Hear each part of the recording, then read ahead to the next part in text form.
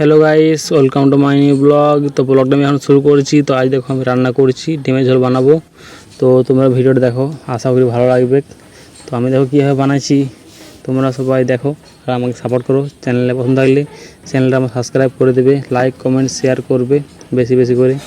তো তোমরা ভিডিওটা দেখো, ভালো লাগবে। তো আমি এখন দেখো বিলেতে কাটিয়ে নেবো। তো ওই নিয়ে মানে আমি বটি নিয়ে নিয়েছি, বটি নিয়ে বিলেতে কাটবো। আর আজকে অনেক গরম ছিল, ওই জন্যই পুরো ঘেমে গেছি, দেখো অনেক ঘেমে গেছি। আর আগুন জ্বলছে, তো আগুন জ্বলছে ওই জন্য আরও বেশি গরম লাগছে। আর লাইট জ্বলছে সেই জন্য বেশি গরম লাগছে আজকে। আর আজকে গরমটা এরকমই অনেক ছিল, তো ওই জন্য গরমটা আরও বেশি লাগছে। আর যেহেতু আগুন শালে আছি, মানে ওই জন্য আগুন শালে আছে বলে ওই জন্য আরও বেশি গরম লাগছে। তো আমার দেখো বিলেতি কাটা প্রায় কমপ্লিট হয়ে গেছে।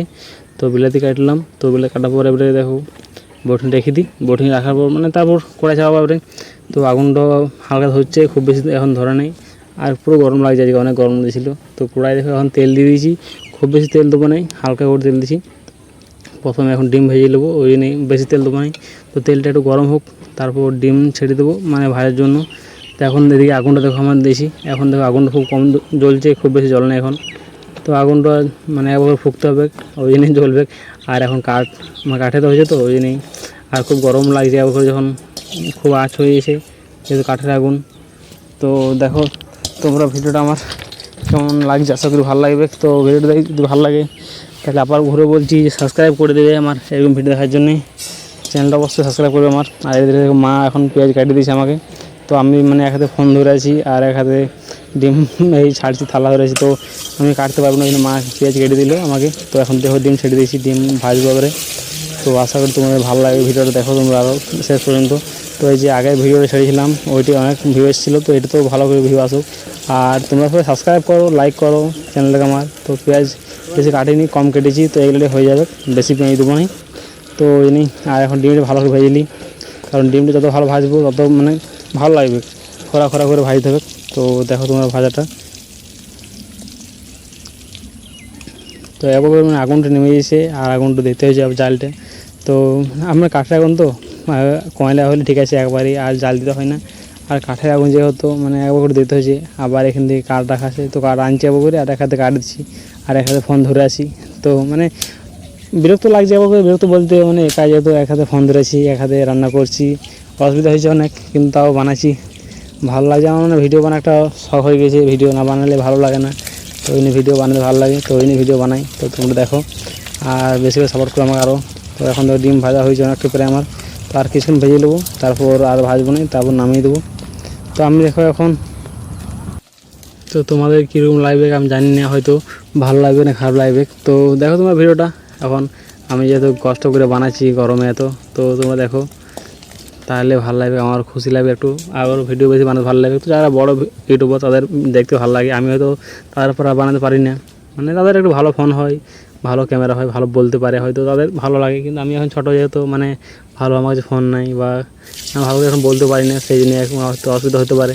তো তোমরা সাপোর্ট করো, আমি সব ঠিক করে দেবো। তো তোমরা সাপোর্ট চাই শুধু আমার, তোমার। তো আমি এখন পেঁয়াজগুলো ভালো করে লাল লাল করে ভেজে নিই, তারপর মানে মশলা দেবো। আর যত পেঁয়াজটা ভালো ভাজবো তত ভালো লাগবে, কারণ পেঁয়াজটা কাঁচা থাকলে ভালো লাগবে না। তো দেখো তোমরা ভিডিওটা আমার, তো আরও ভালো লাগবে।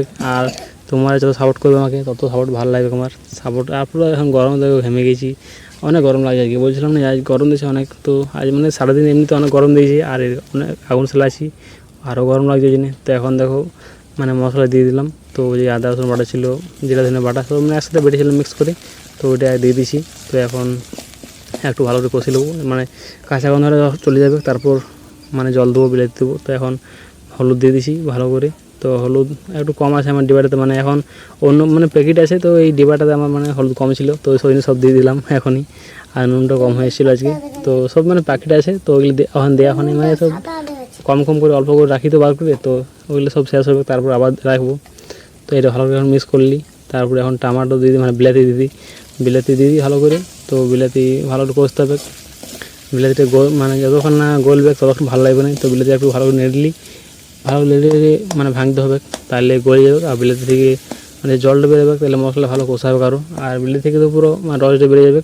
তো একটু তেলটা কম হয়েছিল, ওই নিয়ে তেলটা একটু দিয়ে দিয়েছি ভালো করে, মানে তেলটা মানে কম হয়েছিল একটু, ওই নিয়ে দিলাম আবার ঘুরে।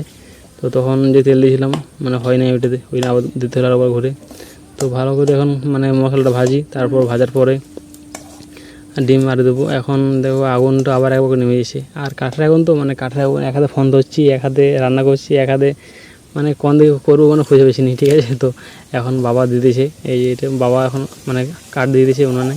তো মানে ওই জন্য আগুনটা ভালো জ্বলছে। তো এখন তো মশলা প্রায় আমার অনেকটা কষা হয়েছে, আর এদিকে রায়ন এখন ঠেঙা নিয়ে খেলছে।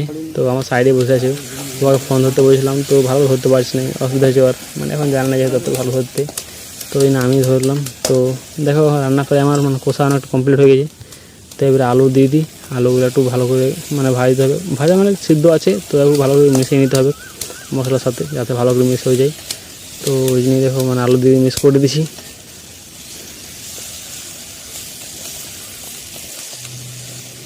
তো আমার প্রায় মিক্স হয়ে গেছে আলু এখন।